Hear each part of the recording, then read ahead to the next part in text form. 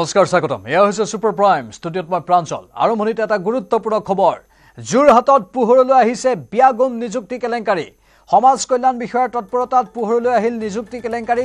দুই যুৱক যুৱতী যোগদান কৰিবলৈ আহোঁতেই কেলেংকাৰী ফাদিল হৈছে শিৱসাগৰত প্ৰদান কৰা হৈছিল ভুৱা নিযুক্তি পত্ৰ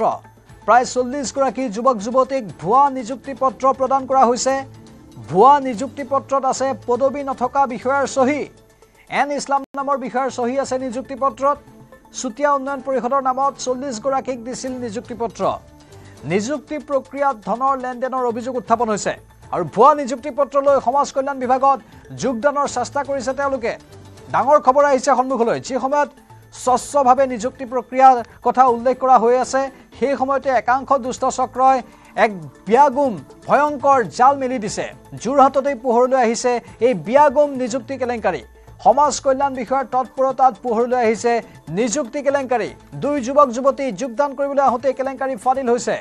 শিৱসাগৰত প্ৰদান কৰা হৈছিল ভুৱা নিযুক্তি পত্ৰ ইতিমধ্যে আমি জনাইছো প্ৰায় 40 গৰাকী যুৱক যুৱতীক ভুৱা নিযুক্তি পত্ৰ প্ৰদান কৰা হৈছিল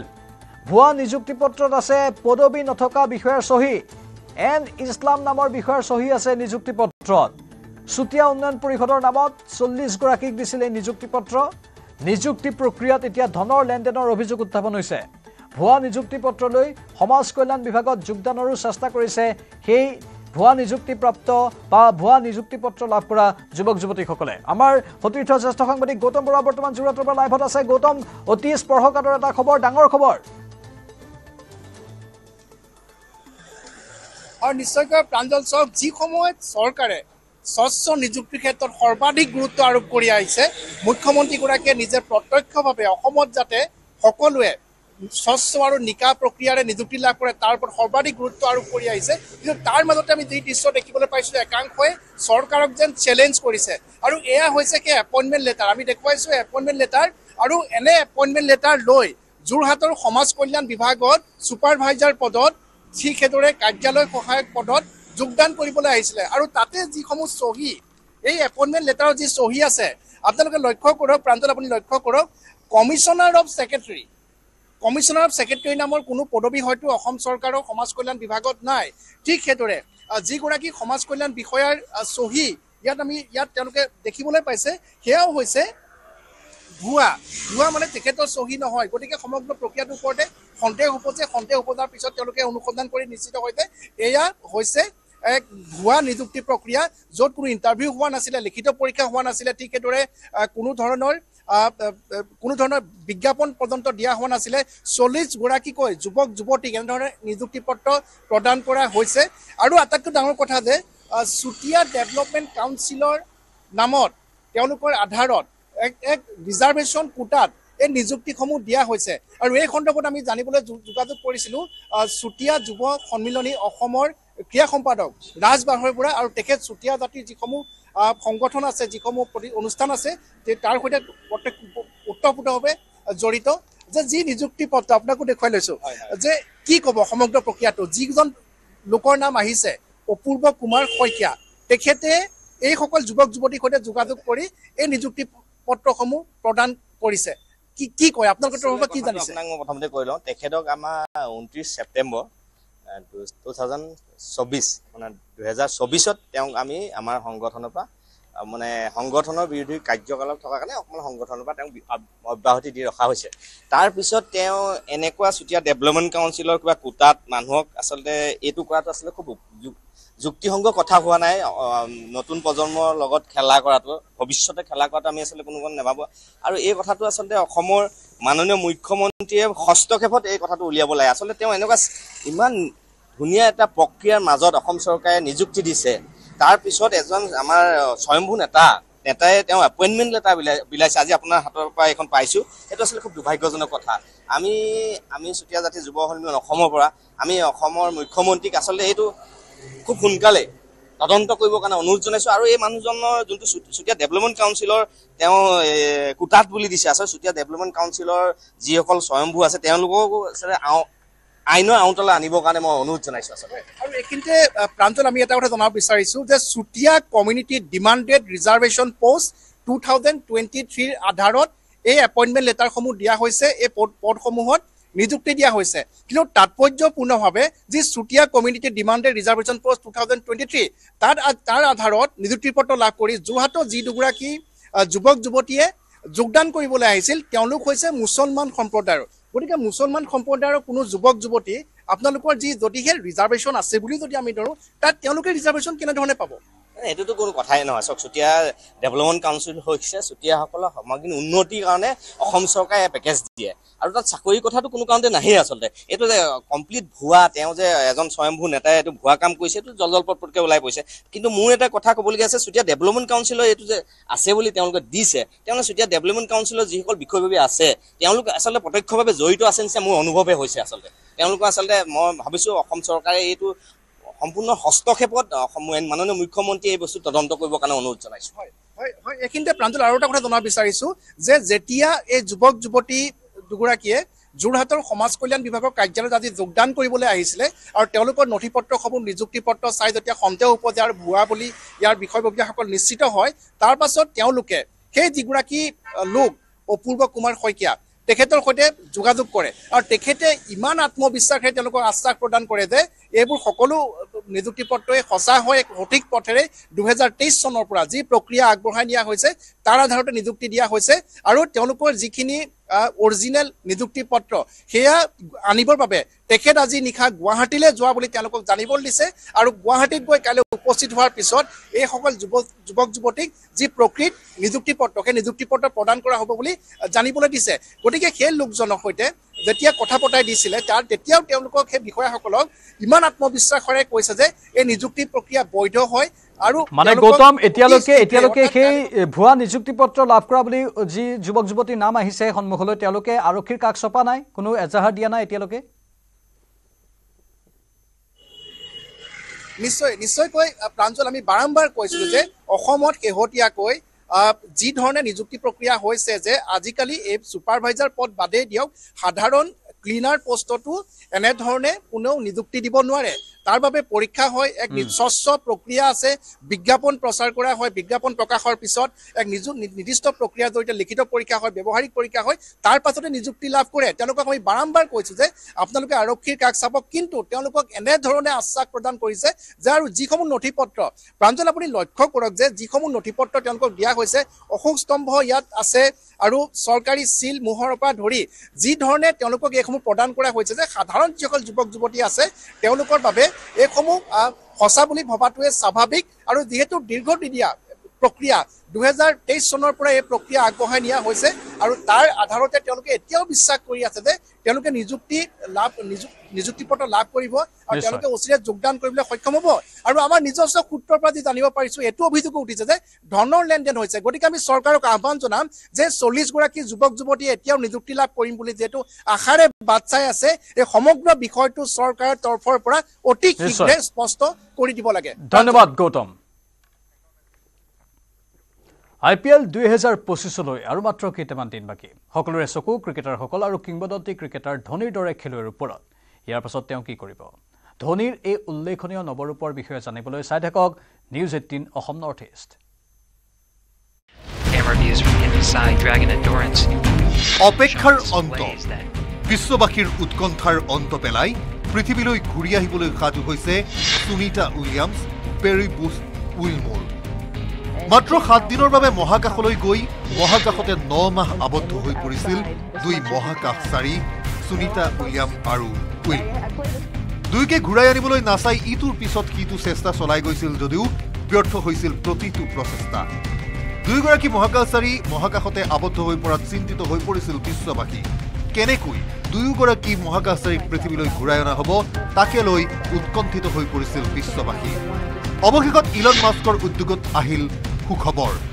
ইলন মাস্কৰ প্ৰথমবাৰৰ প্ৰচেষ্টাও ব্যৰ্থ হৈছিল কিন্তু অৱশেষত আহিল ভাল খবৰটো তিনিচুকীয়াত বিহাৰ দিৱস অনুষ্ঠিত কৰিবলৈ চলিছে কুচকাৱাজ তিনিচুকীয়াত বিহাৰ দিৱস অনুষ্ঠিত কৰা কেন্দ্ৰ কৰি ক্ষুব্ধ হৈছে ৰাজ্যৰ দল সংগঠন সদৌ অসম ছাত্ৰ সন্থা মৰাণ ছাত্ৰ সন্থা মটক যুৱ ছাত্ৰ সন্মিলনৰ তিনিচুকীয়াৰ এই বিহাৰ দিৱসৰ কাৰ্যসূচী অনুষ্ঠিত কৰাৰ ক্ষেত্ৰত বাধাৰ প্ৰদান আৰু তেওঁলোকে কৈছে কোনো কাৰণতে এনেধৰণৰ অনুষ্ঠান অনুষ্ঠিত কৰিব নোৱাৰিব হুকিয়নি প্ৰদান কৰা হৈছে এগৰাকী পাক্ষিকতা মন্ত্ৰী আৰু এগৰাকী টিকট প্ৰত্যাশীৰ নেপথ্যত এই কাৰ্যসূচী ৰূপায়ণ কৰিবলৈ লোৱা বুলি আসুৰ সাধাৰণ সম্পাদক সমীৰণ ফুকনে মন্তব্য কৰিছে নিজৰ সামাজিক মাধ্যমত। বিহাৰ দিৱস উদযাপন কৰিলে পৰিস্থিতি বিষম হ'ব বুলি হুংকাৰ সদৌ অসম ছাত্ৰ সন্থাৰ জনগোষ্ঠীয় সংগঠনৰ। আমাৰ সতীৰ্থ সাংবাদিক উপাসনা বৰ্তমান তিনিচুকীয়াৰ পৰা লাইভত আছে। উপাসনা, হঠাৎ এই বিহাৰ দিৱসৰ কাৰ্যসূচী কিয় আৰু তাক লৈ যি প্ৰতিক্ৰিয়া হৈছে সেই প্ৰতিক্ৰিয়া লক্ষণীয় হৈ পৰিছে?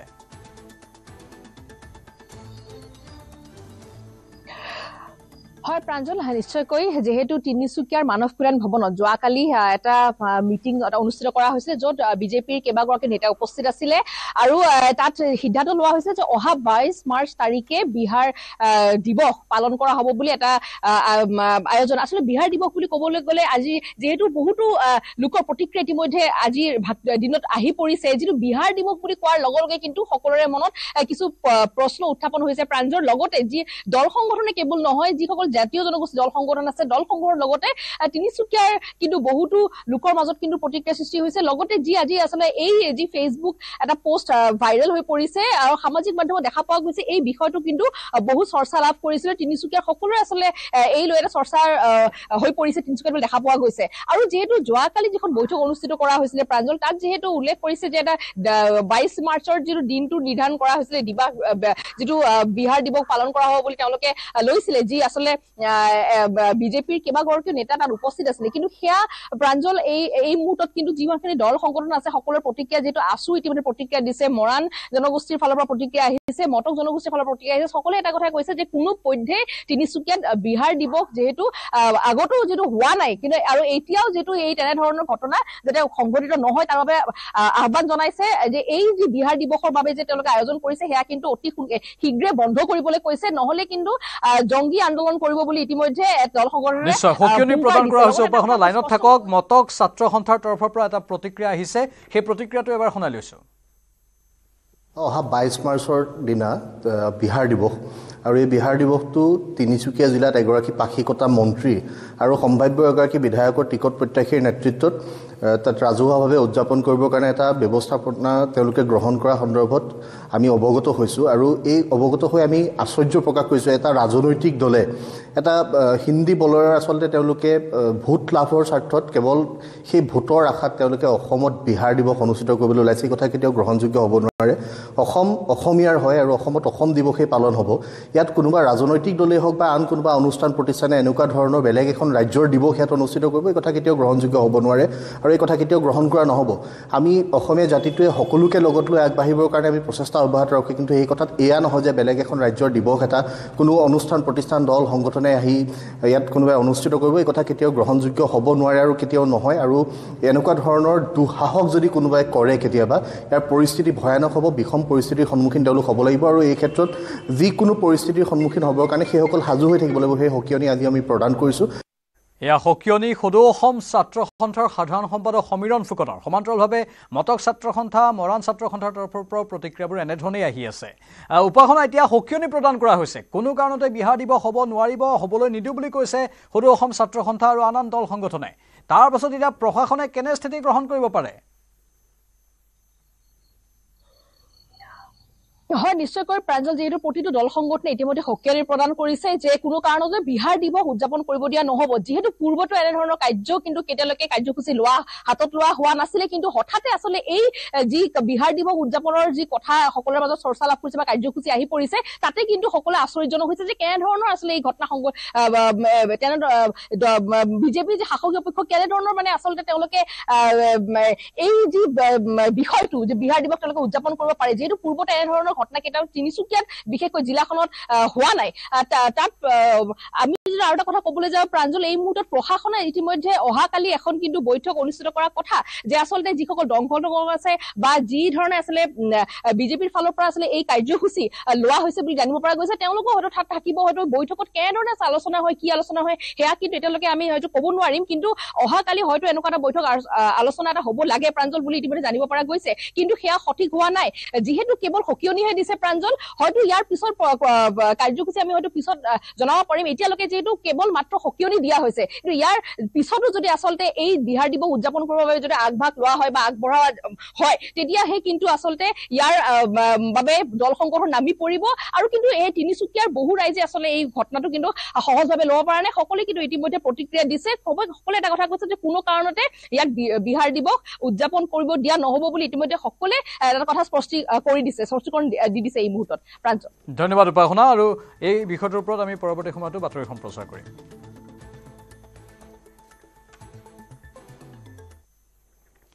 ডিফুত বাংলাদেশীৰ বিৰুদ্ধে কাৰ্বি ছাত্ৰ সন্থাৰ গৰ্জন অবৈধ বাংলাদেশীৰ বিৰুদ্ধে কাৰ্বি ছাত্ৰ সন্থাই উলিয়ালে বিশাল প্ৰতিবাদী সমদল কাৰ্বি ছাত্ৰ সন্থাৰ কেন্দ্ৰীয় কাৰ্যালয়ৰ পৰা ডিফু বজাৰ হৈ উলিয়ালে প্ৰতিবাদী সমদল বাংলাদেশী গো বেক বাংলাদেশীৰ দাদাগিৰি নচলিব বাংলাদেশী হাতাও কাৰ্বি আংলং বচাও শ্লোগানেৰে উত্তাল কৰি তোলে ৰাজপথ ডিফু বজাৰত সন্দেহজনক বেপাৰীৰ ব্যৱসায়িক অনুজ্ঞাপত্ৰ বাতিল নকৰা পৰ্যন্ত প্ৰতিবাদ অব্যাহত ৰখাৰ হুংকাৰ কাৰ্বি ছাত্ৰ সন্থা উল্লেখযোগ্য যে 14 মাৰ্চত ডিফু মাছ বজাৰত এজন মাছ বেপাৰীৰ আক্ৰমণত আহত হৈছিল কাৰ্বি ছাত্ৰ সন্থাৰ এজন সদস্য এই ঘটনাৰ পিছতে সন্দেহজনক নাগৰিকৰ বিৰুদ্ধে গৰজি উঠে কাৰ্বি ছাত্ৰ সন্থাৰ ডিফু আঞ্চলিক সমিতি So 163 BNS has been already imposed kora hoi gol tothapio ami yat likha ase banneroro je peace rally boli likha ase peace rally tamre ami peacefully Karbi Anglong juntu unfortunate situation hoise etu peacefully ami solve koribo bisarisu through this platform ami sarkarok reiterate ami koribo kobo bisarisu je trading license cancel koratu juntu hoise yat inquiry hobo yat inquiry kora pasot jiman yat ase yat sob cancel koribo lagibo aru juntu illegal settler ase বাহিৰৰ পৰা আহা starting from Bangladesh বাহিৰৰ পৰা illegal voters যিমান আছে ইয়াত সব cancel কৰিব লাগে বুলি আজি আমি সেন্ট্ৰাল কমিটি হয় ডিফু ৰিজনাল কমিটি নেতৃত্বত লৈ এইটো ৰেলীটো আমি পাৰ্টিসিপেট কৰিছো ডিব্ৰুগড়ত পুনৰ জেৰা চলাব তাৰ্কিক বৰাক পুনৰ ডিব্ৰুগড়ৰ জেললৈ স্থানান্তৰ কৰা হ'ব তাৰ্কিকৰ বিৰুদ্ধে বৰবৰুৱা থানাত ৰুজু হৈ আছে গোচৰটোত সোধপোছৰ বাবে ডিব্ৰুগড় আৰক্ষীয়ে কৰিছিল আবেদন CBR বিশেষ আদালতত আবেদন কৰিছিল ডিব্ৰুগড় আৰক্ষীৰ আবেদন মঞ্জুৰ কৰিছে CBR বিশেষ আদালতে CBR আদালতৰ অনুমতি সাপেক্ষে শীঘ্ৰে ডিব্ৰুগড়লৈ নিব তাৰ্কিকক বৰ্তমান গুৱাহাটী কেন্দ্ৰীয় কাৰাগাৰত আছে তাৰ্কিক জানুৱাৰীৰ পৰা ডিব্ৰুগড়ৰ কাৰাগাৰত আছে সুমি আৰু বিশাল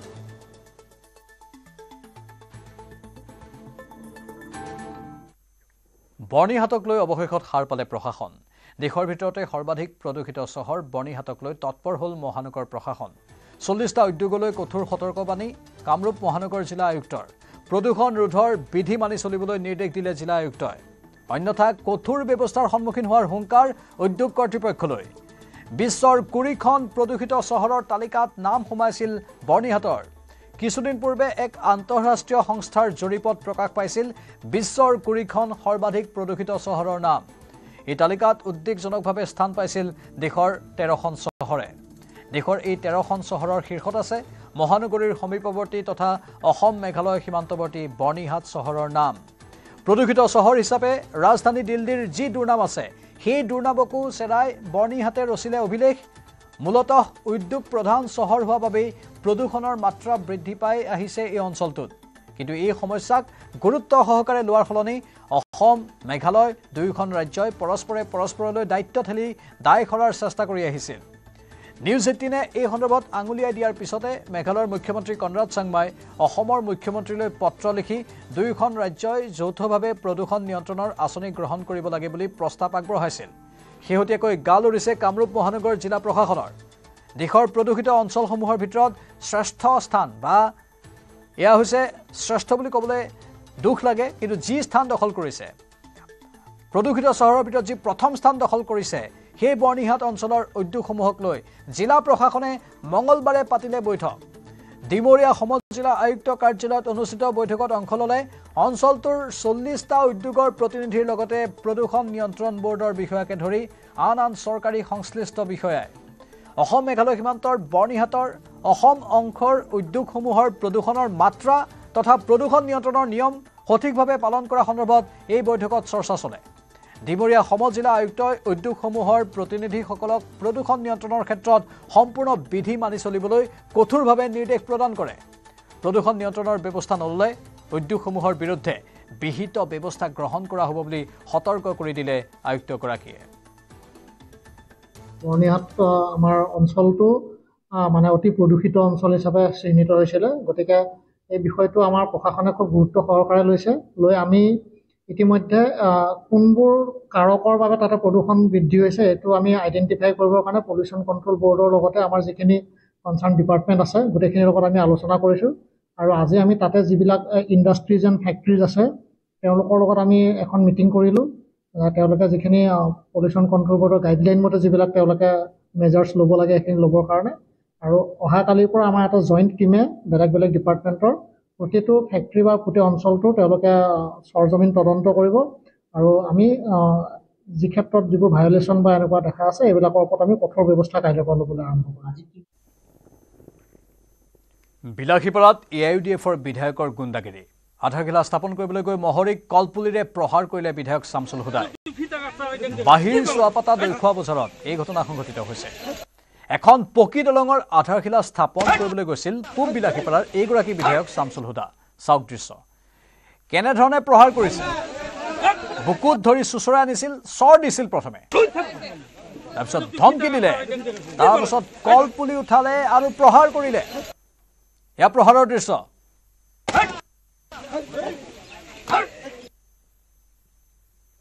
মহৰীজনক প্ৰথমে বুকুত ধৰি চুচৰাই আনি প্ৰচণ্ড চৰ সোধাইছিল বিধায়কজনে। সেই দৃশ্য পুনৰ দেখুৱাইছো।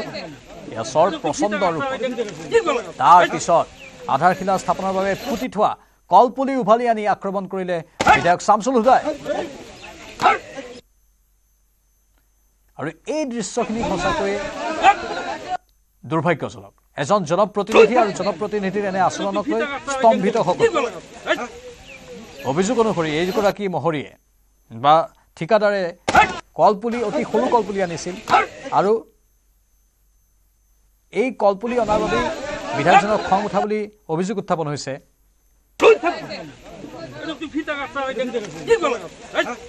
অৱশ্যে প্ৰকৃত কাৰণটো এতিয়ালৈকে স্পষ্ট হোৱা নাই, কিন্তু বিধায়কজনৰ এনে আচৰণে স্তম্ভিত কৰিছে সকলোকে।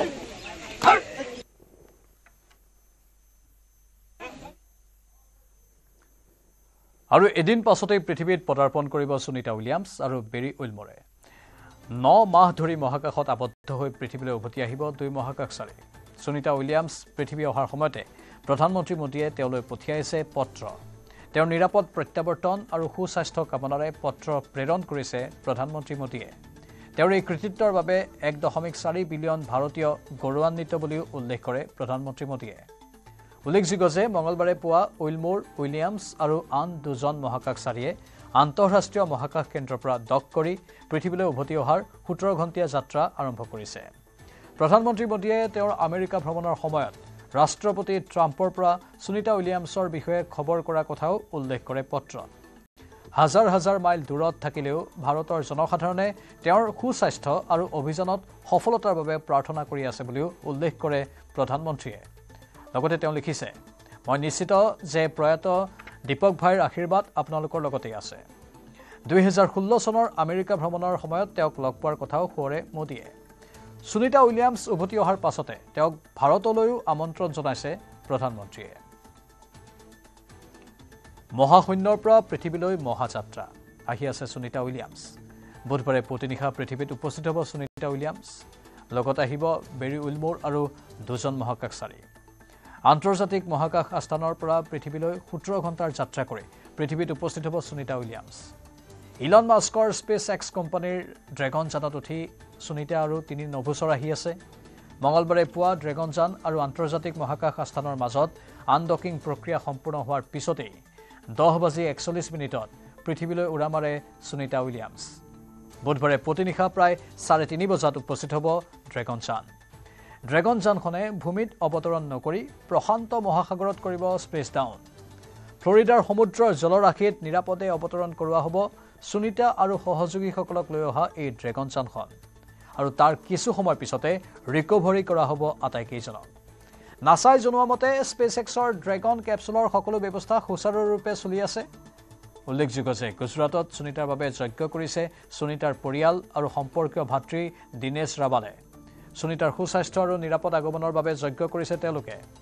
ইমানেই নহয় বিগত কিছুদিন ধৰি ভিন ভিন মন্দিৰলৈ গৈও প্ৰাৰ্থনা কৰিছে সকলোৱে উল্লেখযোগ্য যে পৃথিৱীলৈ আহি পোৱাৰ পিছত সুনীতা উইলিয়ামছ আৰু আন কেইগৰাকী মহাকাশচাৰীয়ে ৪৫ দিনীয়া এক পুনৰ সংস্থাপন কাৰ্যসূচী কৰিব লাগিব শাৰীৰিক স্বাস্থ্য পূৰ্বৰ অৱস্থালৈ আনিবলৈ দৰকাৰ হ'ব এই ৪৫ দিনীয়া কাৰ্যসূচী অৱশ্যে সম্পূৰ্ণ স্বাভাৱিক হ'বলৈ লাগিব পাৰে কেইবা মাহ বা বছৰ আৰু মাত্ৰ কেইটামান মুহূৰ্তৰ পিছতেই আহি পাব Sunita Williams Barry Wilmore Nick Hague আৰু আলেকজেণ্ডাৰ গাৰ্বুনভ মাজনিশা ২ বজাৰ পৰা নাছাই আৰম্ভ কৰিব লাইভ ষ্ট্ৰীমিং সমগ্ৰ বিশ্বই সেই মহাজাগতিক দৃশ্য চাবলৈ ৰৈ আছে অধীৰ আগ্ৰহেৰে सारी संस्थाओं में इतनी खुशी है कि भाई चलो हमारी बेटियां तीसरी बार भी हेमखेम पृथ्वी पर आ रही है तो उसके लिए अपने हिसाब से मंदिर में भजन करते हैं स्कूल में प्रे करते हैं कि भाई चलो वो आए और उसकी तबीयत भी अच्छी हो जाए और वो आने के बाद हमारा इच्छा है कि गांव के बगल क्या चौराहे पे ही वो टीवी लगा देवे और उसका जो लैंडिंग है वो पूरा गांव को साथ में बैठ के देखे नया उत्साह है नए लड़के हैं नए विद्यार्थी हैं उन सब में बहुत ही उत्साह है हम सब उन सुनीता विलियम्स से मिलने के लिए बेताब हैं क्योंकि 9 महीने स्पेस में रहना ये कोई छोटी मोटी उपलब्धि नहीं है बहुत बड़ी उपलब्धि है साथ उन्होंने स्पेस वॉक का सबसे बड़ा रिकॉर्ड भी बनाया है तो ये सब उनकी जो उपलब्धियां है ये सब हम जानते हैं और पहले भी उनसे मिल चुके हैं तो अब इतने सारे रिकॉर्ड बनाने के बाद और इतने महीने स्पेस में रहने के बाद जब वो वापस आने वाली है तो हम सब प्रभु से प्रार्थना करते हैं हर दिन हमारी प्रार्थना में उनके लिए प्रार्थना होती है कि वो सही सलामत पृथ्वी पर वापस आए तो हम सब कुटुंब वाले भाई है पंडा भाई सब ये गांव के सरपंच गांव के डेलीगेट ये सब ने हमने निश्चय किया कि भाई एक कुछ करना चाहिए आपको अपनी बेटी के लिए तो हमने हाई स्कूल में इसके लिए प्रार्थना की वहाँ से एक बड़ा जुलूस निकाल के माता जी के यहाँ आए और अखंड ज्योत चालू किया और वो अखंड ज्योत अभी तक चालू है ये 9 महीने का समय हो गया अब जब बहन वापस हेमखेम पृथ्वी पर आएगी तब तक ये ज्योत चालू रहेगी और महादेव जी का मंदिर है हमारे यहाँ वो महादेव जी का मंदिर में भी वो भाई अजय गिरी है महाराज उसने 108 हवन करने की बाधा रखी थी वो हवन इसका भी चालू है उस दिन से লোকসভাত প্ৰধানমন্ত্ৰীৰ মুখত মহাকুম্ভৰ গুণগৰিমা মহাকুম্ভৰ দ্বাৰা বিশ্বৰ আগত ভাৰতৰ সামৰ্থ্য প্ৰদৰ্শিত হৈছে বুলি গৌৰৱ প্ৰধানমন্ত্ৰী নৰেন্দ্ৰ মোদীৰ মহাকুম্ভই ঐক্যৰ বাৰ্তা প্ৰদান কৰা বুলিও মন্তব্য প্ৰধানমন্ত্ৰীগৰাকীৰ মহাকুম্ভৰ আয়োজনত জড়িত সকলোৰে লগতে মহাকুম্ভলৈ অহা দেশৰ সকলো জনসাধাৰণকো অভিনন্দন জনায় প্ৰধানমন্ত্ৰীয়ে এই সুবাদতে প্ৰধানমন্ত্ৰীয়ে ভাৰতৰ জলভাগক পুনৰুজ্জীৱিত কৰিবলৈ নদী উৎসৱ উদযাপন কৰিব লাগে বুলিও পৰামৰ্শ আগবঢ়ায় मुझे विश्वास है कि महाकुंभ से निकला अमृत हमारे संकल्पों की सिद्धि का बहुत ही मजबूत माध्यम बनेगा मैं एक बार फिर महाकुंभ के आयोजन से जुड़े प्रत्येक व्यक्ति की सराहना करता हूं देश के सभी श्रद्धालुओं को नमन करता हूं सदन की तरफ से अपनी शुभकामनाएं देता हूं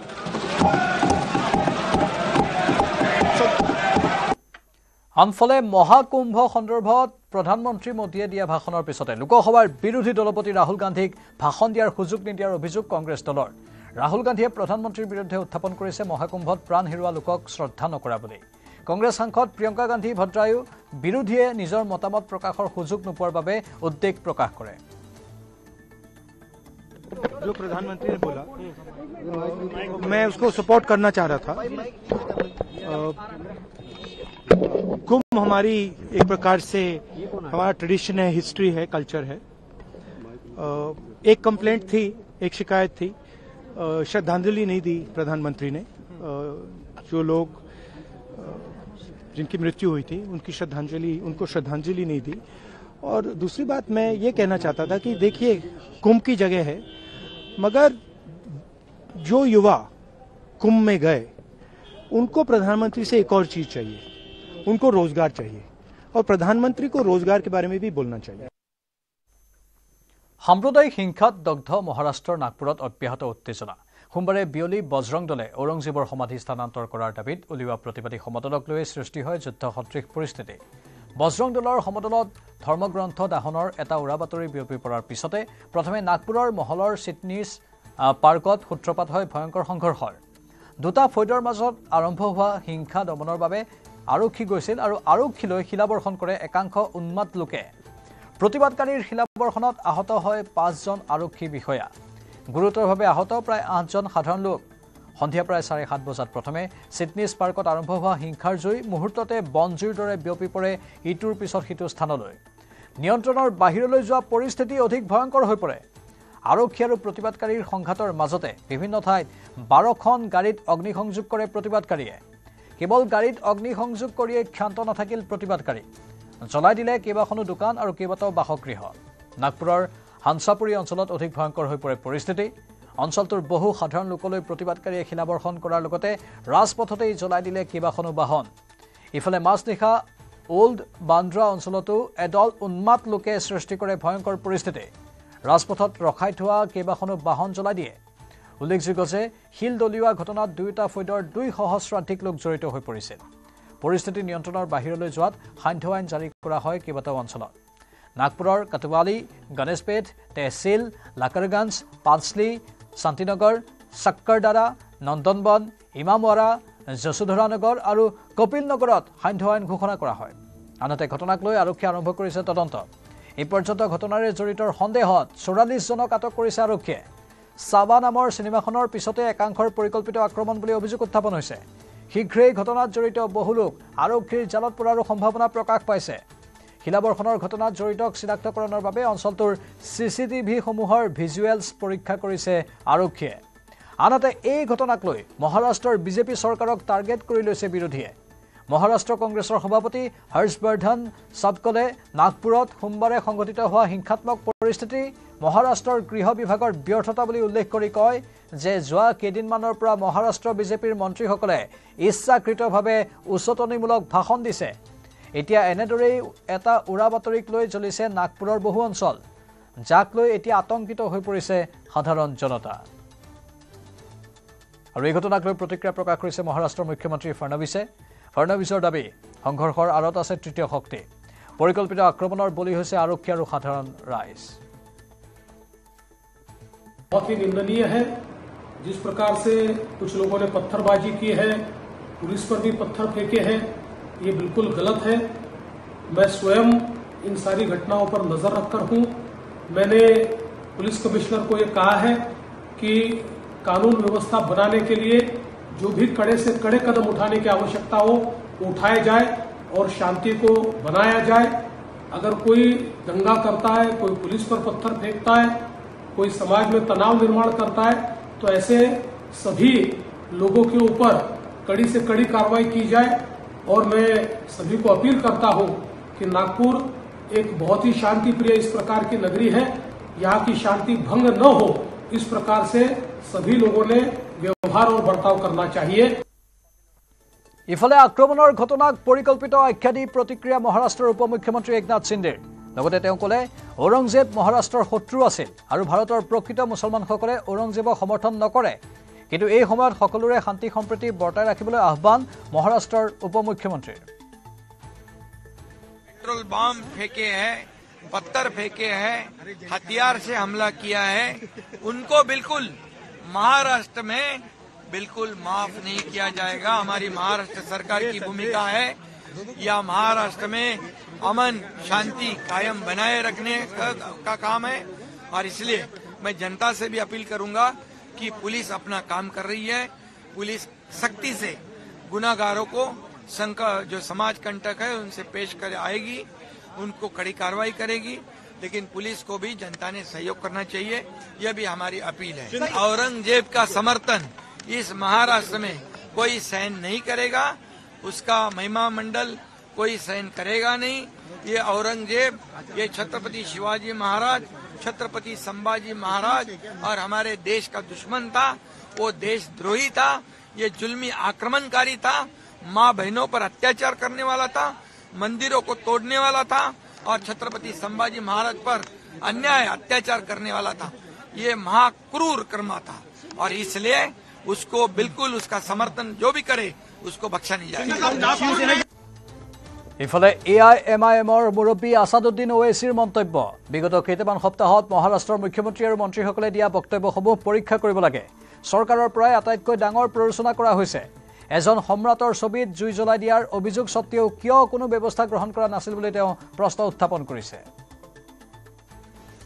देखिए, पिछले चंद हफ्तों से जो स्टेटमेंट्स महाराष्ट्र के सरकार के मिनिस्टर्स और चीफ मिनिस्टर तरफ से आ रहे हैं उसको देखने की जरूरत है। और सबसे बड़ा प्रोवोकेशन तो वो सत्ता में है, गवर्नमेंट में है, और गवर्नमेंट प्रोवोकेटिव स्टेटमेंट्स दे रही है। और बड़ा अफसोसनाक है, आप देख लीजिए पिछले 4-5 दिन पुराना स्टेटमेंट उठाकर देख लीजिए, तो ये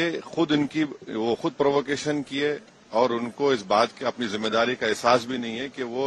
मंत्री हैं, मुख्यमंत्री हैं। और दूसरी बात यह है कि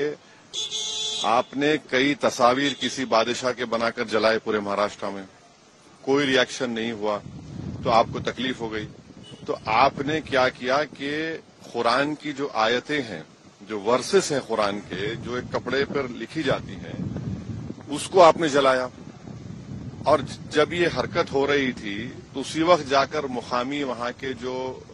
मुसलमान और हिंदू लोग थे जाकर कंप्लेन किए डीसीपी को कि इसको रुकवाइए। देखिए, ये जो कपड़ा है जिसपे कुरान करीम के आयतें लिखी हैं, वर्सेस लिखी है, मत करिए। जलाया गया, एक्शन नहीं लिए। उसके बाद शाम में ये सब चीजें हुई। मैं उसका कंडेम करता हूं वायलेंस का, मगर इसको टोटल देखिए आप कि जो स्टेटमेंट्स एमिनेट हुए हैं, जो स्टेटमेंट दिए गए हैं मिनिस्टर्स की तरफ से, अभी भी दिए जा रहे हैं, भाई आप रूल ऑफ लॉ को फॉलो करिए ना। आप तो भारत के संविधान पर आपने ओथ लिया है, तो आप कैसे प्रोवोकेटिव स्टेटमेंट्स क्यों दे रहे हैं आप?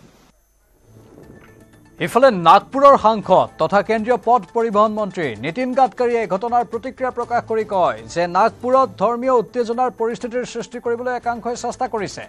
ঘটনাত জড়িতসকলৰ বিৰুদ্ধে কঠোৰৰ পৰা কঠোৰ ব্যৱস্থা গ্ৰহণ কৰা হয়, কিন্তু উৰা বাতৰিত ভুল গৈ কোনো ৰাজপথলৈ ওলাই নাহিব।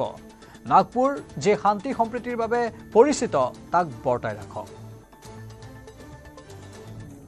या सर्व परिस्थितीमध्ये नागपूरने नेहमी शांततेचा इतिहास हे नागपूरची विशेषता राहिलेली आहे। माझी सर्व बांधवांना विनंती आहे की त्यांनी कुठल्याही प्रकारच्या अफवांवर विश्वास ठेवू नये, शांतता प्रस्थापित करावी आणि कधीही रस्त्यावर येऊ नये। सगळ्यांनी कायदा आणि व्यवस्थेला सहकार्य करावं आणि सलोख्याचं आणि सौहार्दाचं वातावरण ठेवण्याची नागपूरची जी परंपरा आहे त्या परंपरेनुरूप आपला व्यवहार करावा। ज्या ज्या लोकांनी चुका केल्या असतील किंवा ज्यांनी गैरकायदेशीर कृत्य केले असतील त्यांच्यावर सरकार कारवाई करेल। পশ্চিমীয়া দেশক আইনা দেখুৱাই দিছে ভাৰতৰ বিদেশ নীতিৰ নতুন পোষ্টাৰ বয় তথা বিদেশ মন্ত্ৰী এছ জয়শংকৰে। কাশ্মীৰক বিবাদিত অঞ্চল গঢ়ি তোলাৰ ক্ষেত্ৰত পশ্চিমীয়া দেশৰ ভূমিকাক লৈ সৰব হৈ পৰে বিদেশ মন্ত্ৰী এছ জয়শংকৰ। এই ক্ষেত্ৰত UK, কানাডা, বেলজিয়াম, অষ্ট্ৰেলিয়া আৰু আমেৰিকাক দোষাৰোপ কৰিছে জয়শংকৰে। বিদেশ মন্ত্ৰীয়ে পশ্চিমীয়া দেশকেইখনৰ নাম উল্লেখ কৰি কঠোৰভাৱে কৈছে, যেতিয়া পশ্চিমে আন দেশত আক্ৰমণ কৰে তেতিয়া ই হৈ পৰে গণতন্ত্ৰৰ বাবে, কিন্তু যেতিয়া আন দেশসমূহে কৰে তেতিয়া ই তেওঁলোকৰ বাবে ভুল কাম। এই ক্ষেত্ৰত পাকিস্তানকো আক্ৰমণৰ লক্ষ্য কৰি লয় এছ জয়শংকৰে। নতুন দিল্লীত অনুষ্ঠিত ৰাইচিনা ডায়লগ 2025ত অনুষ্ঠিত এক অধিৱেশনত অংশ লৈ এনেদৰেই দেশকেইখনক তুলাধুনা দিলে জয়শংকৰে। After the Second World War, the longest standing illegal, I would say, presence, occupation of a territory by another country pertains to India. What we saw in Kashmir. Now we went to the UN. What was an invasion was made into a dispute. So the attacker and the victim were put on par. Who were the culpable parties? UK, Canada, Belgium, Australia, USA. Pardon me, I have some question marks on that whole order. Now, I can give you many more. We speak today of political interference. When the West goes out into other countries, it's apparently in pursuance of democratic freedoms. When other countries come into the West, it seems to have a very malign intention. So I think we need, if to have an order, there must be fairness. I agree with you, Dominic. We need a strong UN, but a strong UN requires a fair UN. A strong, a global order must have some, some basic consistency of standards. We have military coups to our east in Myanmar. They are no-no. We have them even more regularly to the west, where. They seem to be okay.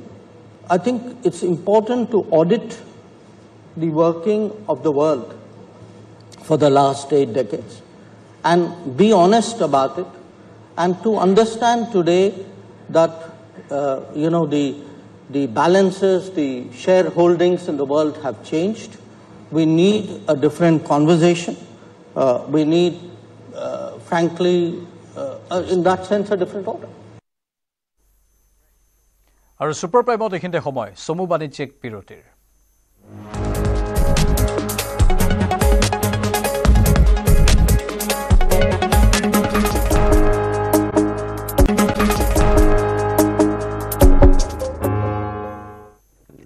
শীঘ্ৰে ভাৰতীয় ৰেলৰ মানচিত্ৰত অন্তৰ্ভুক্ত হ'ব দৰং। এই আশা ৰাজ্যিক বিজেপিৰ সভাপতি তথা সাংসদ দিলীপ শইকীয়াৰ। দৰঙৰ ৰেলৱে সপোন পূৰণৰ এখোজ ওচৰ চাপিছে বুলি ছ'চিয়েল মিডিয়া এক্সত লিখিলে সাংসদগৰাকীয়ে। দৰঙত ৰেল যাতায়াতৰ বাবে কেন্দ্ৰীয় ৰেল মন্ত্ৰী অশ্বিনী বৈষ্ণৱক সাক্ষাৎ কৰে সাংসদ দিলীপ শইকীয়াই। ৰেল ভৱনত অনুষ্ঠিত বৈঠকত কেন্দ্ৰীয় ৰেল মন্ত্ৰীগৰাকীয়ে সঁহাৰি জনোৱা বুলিও এক্স মাধ্যমত উল্লেখ কৰিলে দৰং ওদালগুৰিৰ সাংসদগৰাকীয়ে। কেন্দ্ৰীয় ৰেল মন্ত্ৰী অশ্বিনী বৈষ্ণৱৰ লগতে কেন্দ্ৰীয় ৰেল ৰাজ্য মন্ত্ৰী ৰবীন বিট্টুকো সাক্ষাৎ কৰি এই সন্দৰ্ভত কৰে আলোচনা। মুখ্যমন্ত্ৰী হিমন্ত বিশ্ব শৰ্মাক ধন্যবাদ জনোৱাৰ লগতে প্ৰধানমন্ত্ৰীৰ আশীৰ্বাদত দৰঙত ৰেল যাতায়াতৰ সপোন পূৰণ হ'ব বুলি আশা প্ৰকাশ কৰে সাংসদগৰাকীয়ে। হিমাচল প্ৰদেশৰ প্ৰাক্তন মুখ্যমন্ত্ৰী জয়ৰাম ঠাকুৰে আনিছে গুৰুতৰ অভিযোগ। খালিস্তানী সমৰ্থকে পতাকা উৰুৱাই বিৰোধীসকলক আক্ৰমণ কৰাৰ অভিযোগ জয়ৰাম ঠাকুৰৰ। HRTCৰ বাহনত খালিস্তানৰ পোষ্টাৰ লগোৱাৰো অভিযোগ জয়ৰাম ঠাকুৰৰ। এই ক্ষেত্ৰত চৰকাৰৰ হস্তক্ষেপৰ দাবী জনাইছে জয়ৰাম ঠাকুৰে।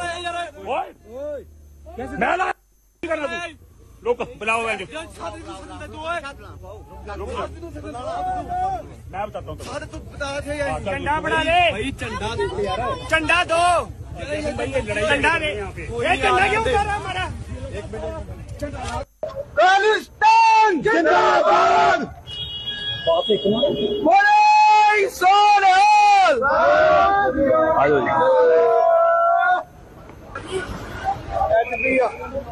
और रील भी बनाओ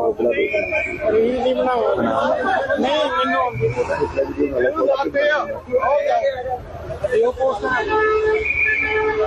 थल्ले लाओ झंडा खोलो इसको। झंडा किसका लगा है? तेरा मोटरसाइकिल झंडा किसका है? कौन है ये? हाँ उतार इसको भाई, झंडा उतार इसको, जल्दी उतारे, तोड़ इसको। एक हिमाचल प्रदेश में एक वातावरण और खराब करने की दृष्टि से एक चीज जो घटित हो रही है पिछले कुछ अरसे से मीडिया में भी आपने देखा होगा। हमारे पड़ोसी राज्य के नौजवान हिमाचल प्रदेश में आते हैं, उनका स्वागत है, लेकिन जिस तरह से हुड़दंग यहां पर मचा रहे हैं, जिस तरह से भिंडरावाला का फोटो लगा करके वो अपने वाहनों पर गाड़ियों पर झंडे लगा करके उनके सम्मान में बातें कह रहे हैं, और जब उनको रोका जा रहा है तो वो कानून व्यवस्था की धज्जियां उड़ा रहे हैं। और ताजा घटना अध्यक्ष महोदय इस प्रकार से घटित हुई अभी हाल ही में हिमाचल प्रदेश की बस, शायद वो मनाली डिपो की बस थी और दिल्ली